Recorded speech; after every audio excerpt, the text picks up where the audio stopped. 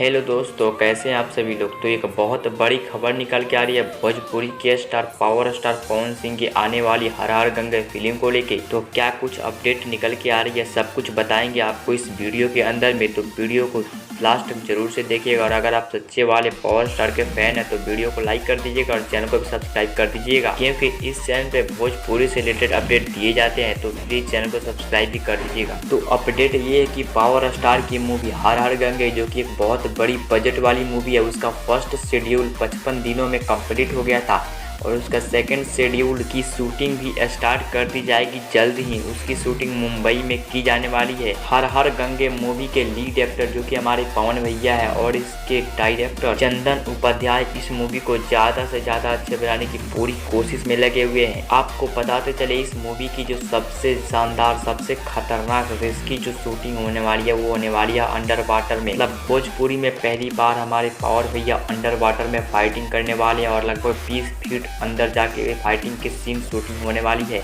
तो ये सबसे बड़ी रिस्की, मतलब खतरनाक है और ये सबसे बड़ी अपडेट निकल के आ रही है। और ऐसा भोजपुरी इंडस्ट्री में सबसे पहली बार होने वाला है जिसमें पानी के अंदर इतनी गहराई में जाकर सीन को शूट किया जाएगा। तो अभी के लिए बस इतना ही अपडेट है, मिलते हैं किसी नेक्स्ट बड़े अपडेट के साथ।